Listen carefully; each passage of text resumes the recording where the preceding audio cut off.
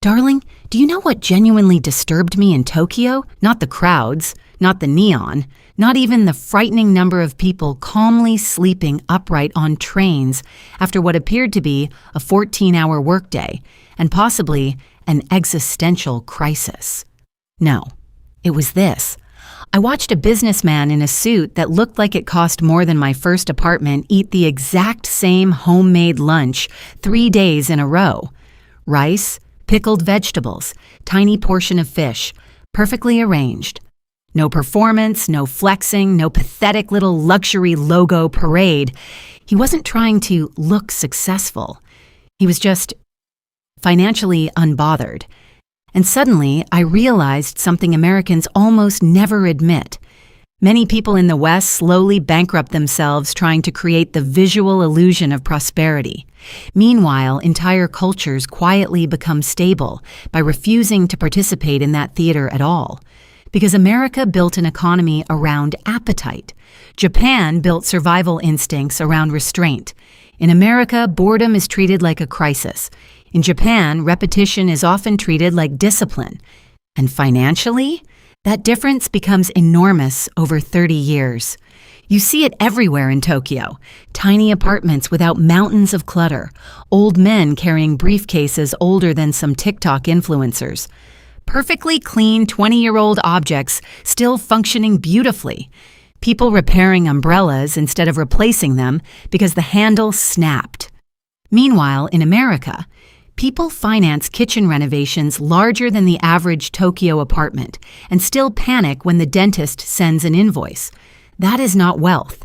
That is decorative stability.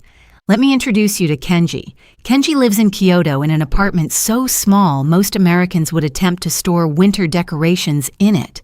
He owns exactly 4 white shirts, the same black backpack for nearly a decade, and a refrigerator roughly the size of an emotionally supportive nightstand.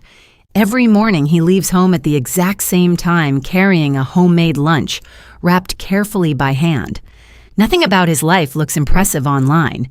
And yet, Kenji has more leave me alone forever money in index funds than most of my Manhattan acquaintances earning well into 6 figures. Because Kenji does not use motivation, he uses systems. Most Westerners live with what I call economic oxygen dependency. You constructed a life so expensive that your income must continuously sprint just to keep the machinery alive. Luxury apartment, long car payment, storage unit full of forgotten optimism, subscription ecosystems draining your bank account like tiny financial mosquitoes. If your paycheck slows down, you suffocate. Kenji lives differently. He practices operational simplicity. His apartment is small, his commute is efficient, his wardrobe barely changes. Kenji doesn't own a walk-in closet, he owns a walk-in future. While his neighbors are busy staging their homes for Instagram, Kenji is busy staging his balance sheet for freedom. His fixed costs are so low that economic stress hits him like bad weather, not cardiac arrest. Meanwhile, millions of Americans are one layoff away from emotionally bonding with instant noodles. Now let's discuss the math, because this is where things become slightly horrifying. The average American household quietly burns roughly $1,500 every month on financial friction. Not joy, not meaningful experiences, friction. Interest payments, impulse spending, unused subscriptions, delivery apps charging $30 for lukewarm noodles and emotional support. Cars nobody even turns around to admire in parking lots anymore. Now imagine taking that same $1,500 and feeding it into a simple index fund machine, returning roughly 9% annually for 20 years. That is not a bit of savings. That becomes roughly $1 million. $1 million, which means many people are unknowingly trading future freedom for temporary convenience every single month. Kenji understood something terrifyingly early in life. Small recurring waste is more financially dangerous than dramatic failure. Nobody notices financial drowning when it happens one tiny leak at a time. In America, waste is practically patriotic, perfectly good furniture abandoned because the color feels emotionally outdated. phones replaced while functioning flawlessly, fast fashion worn 3 times before retiring honorably to a chair in the bedroom. Japan even has a word for this mindset: mottainai, the quiet embarrassment of waste, not cheapness, not deprivation. Waste itself feels embarrassing. And once you adopt that mindset, something changes psychologically. You stop treating objects as disposable. Then you stop treating your labor as disposable. Then suddenly spending $50 on nonsense feels like handing away 5 hours of your actual existence, which technically it is. Digital spending is financially dangerous because it feels imaginary. Tap, swipe, Face ID, done. Human beings will physically hesitate before handing someone $300 in cash, then spend the exact same amount half asleep at midnight because a skincare company convinced them they require a refrigerator specifically for serums. Japanese households historically used physical cash allocation systems for a reason. Some even follow an old budgeting philosophy called kakeibo, a brutally simple system built around one dangerous modern skill: paying attention, because cash creates emotional resistance. You physically watch the money disappear. Your brain negotiates with itself. Modern payment systems remove that friction intentionally, because financially disciplined consumers are terrible for quarterly growth targets. Steve Jobs did it. Japanese commuters do it. And honestly, your retirement account is begging you to do it too. Japan has another concept called danshari, the intentional refusal of unnecessary excess, not because simplicity looks aesthetic online, but because excess quietly steals attention, space, and money. Many people are financing wardrobes large enough to support 3 separate fictional versions of themselves: the clean girl personality, the luxury gym personality, the European summer personality. Darling, most people no longer dress for weather or practicality. They dress for potential sightings by strangers buying oat milk.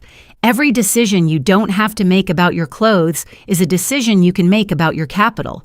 You are reclaiming the mental bandwidth that the fashion industry wants to colonize. Meanwhile, millions of Japanese commuters quietly rotate the same reliable combinations for years without emotional collapse. And the financial difference compounds brutally over decades.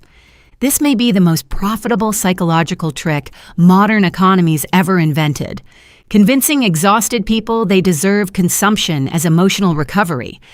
Bad day? Buy something. Feeling stressed? Open the delivery app. Had an argument? Start shopping online, completely burned out.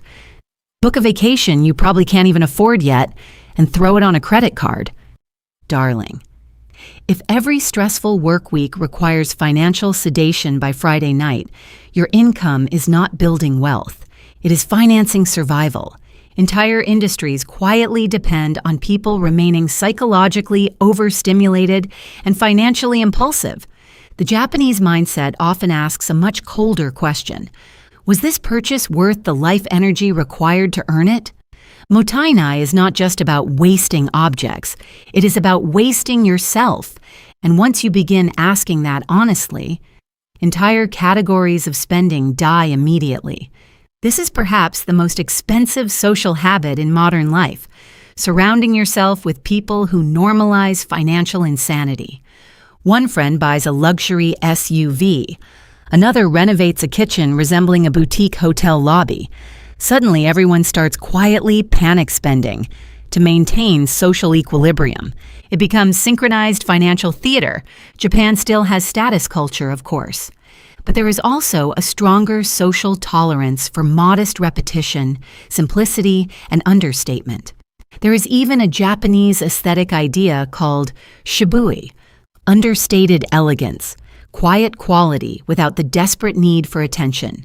And that changes financial outcomes enormously. It is a form of social arbitrage. While your peers are busy buying the theater tickets, you are busy buying the assets that actually own the stage. Because once you stop requiring strangers to validate your lifestyle, your required income drops dramatically, which may be the funniest joke modern society ever played on people. Many high earners are not purchasing happiness. They are purchasing audience approval. None of these habits look exciting online. There is no cinematic millionaire montage, no rented supercars, no 23-year-old screaming about passive income from a penthouse balcony he absolutely does not own. It is just quieter systems, less waste, lower friction, smaller ego, more margin for error. But over 20 years, those tiny systems quietly compound into something modern society barely produces anymore: financial calm. While the internet screams about AI stocks, overnight success, and life-changing opportunities, people like Kenji are simply becoming harder and harder to financially kill because they understood something most people never learn. Wealth is not built by making every right decision. It is built by removing thousands of stupid ones. Darling, the truly terrifying thing about Japan is not the discipline. It is how little money many people need before they finally feel stable.